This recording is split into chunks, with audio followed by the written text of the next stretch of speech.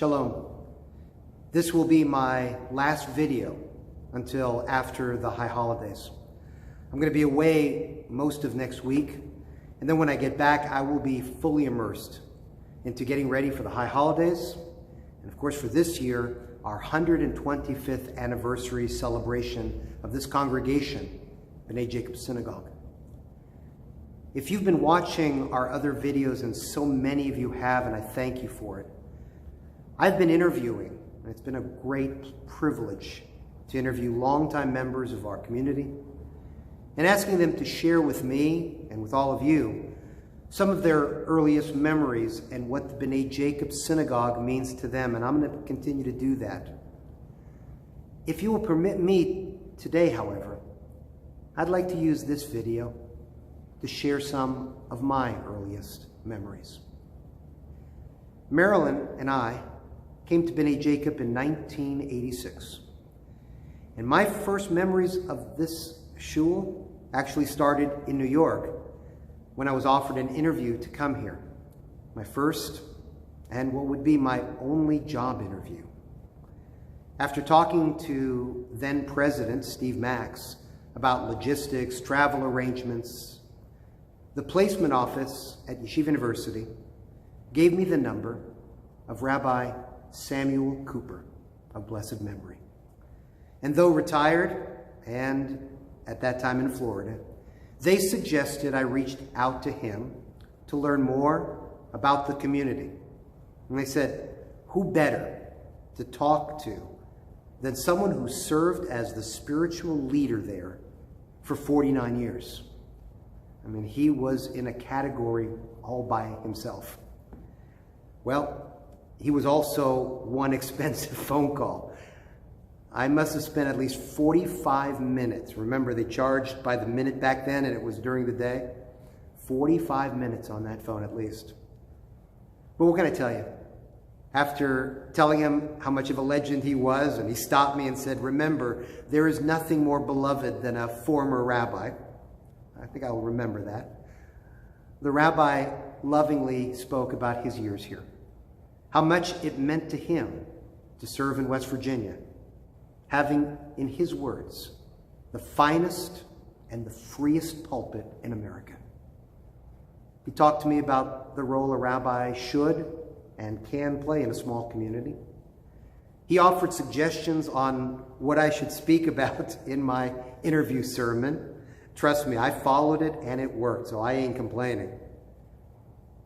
And he shared with me the changes he witnessed in his nearly 50 years there. But then he talked to me about why he left, how he had to leave, how he was no longer burying congregants, but the dearest of friends, and how hard that was, how good and genuine the people of Charleston are, how they deserve good spiritual leadership,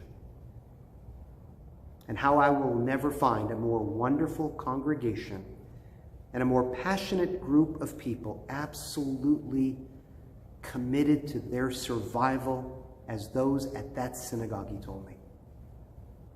After hearing him, I said, wow. The yeshiva also told me to make sure I spend as much time as I can away from the congregants when I'm there for the interview with the current rabbi who was leaving Bnai Jacob, Rabbi Chaim Landau.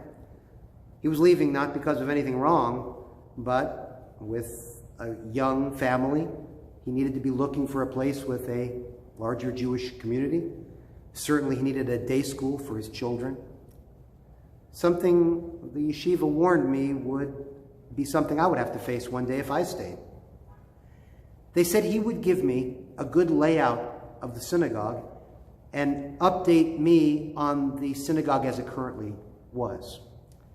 And sure enough, Rabbi Chaim Landau, who I can't wait to see for the reunion that's coming up with his dear wife, Mindy, he confirmed that he had accepted a pulpit in Baltimore, and yeah, it's a slightly more Orthodox community than what we could ever get in West Virginia. But here's the thing.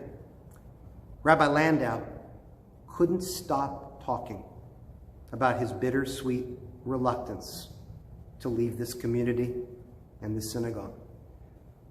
how incredible the people were in Charleston, how loyal, how devoted and passionate they are to maintaining this community, how kind and warm they are, how they become not just congregants, but friends. There's those words again. They said they become family. How they will support you even if they disagree with you. And they will tell you if they do, but will never turn their back on you. And whatever you do will be appreciated. Rabbi Landau said to me, you will find a home of loving people here. Those are my earliest memories. Rabbi Israel Kohler of Temple Israel, who retired in 2000, who was here with us every Shabbat morning here in this congregation. He was here every Shabbat until he retired. A tradition that the current rabbi of Temple Israel, Rabbi Blair, continues when he does not have a service or a program that conflicts at Temple Israel. With Rabbi Kohler, it was very odd at first seeing a Reform rabbi every Shabbat at our shul, talking to the congregants like he had known them for years, davening. Later, as we got to know each other better, inviting him to come up and do a haftarah with a Hebrew that was beautiful and I can still hear in this room. I remember talking to him about Bnai Jacob when I first came. And Rabbi Kohler shocked me by what he said to me. I mean, this was one of my first of what would be many heart-to-heart conversations with him. And he said to me, listen, you made a good choice. This is a fine community. This is a good shul with good people, warm people. Rabbi Kohler said, people you can trust, people that are not going to hurt you, not going to stab you in the back, not going to turn on you. They love what they have, and they should be. And if you are there for them, he said, there is nothing they won't do for you. This is a good community, and it's going to be all right for you and your bride. Those are my earliest memories of Rabbi Cooper and what he said, Rabbi Landau, and of course, Rabbi Kohler. And I carry them in my mind like a diary I turn to whenever I feel I need hope, whenever I need to remember why I'm here. Because what does Bnai Jacob mean to me? Bnai Jacob is not a synagogue I work at and collect a paycheck. This is my home. My closest friends, my family. It's where I have raised my family. It's where my parents daven, where my kids grew up and still come to, and where I now carry my grandson when I end Shabbat services with Adat Olam. Yes, Rabbi Cooper of blessed memory, it's where my friends are. Yes, Rabbi Landau, it's where I have found a home. And yes, dear Rabbi Kohler, may God always be with you. It is a good community. It has been an honor to serve this congregation. And as my 34th year begins, I am grateful to God that this has been the only pulpit I have known, the only place I have served, and the only congregation I want to be a part of. Bnai Jacob has shaped and molded me and given me more than I can ever give back to them. And Marilyn and I and my family are blessed that we will all be together to celebrate the 125th anniversary of this precious institution beginning September the 27th. I hope you'll join us. May God continue to bless the Bnai Jacob Synagogue. Amen.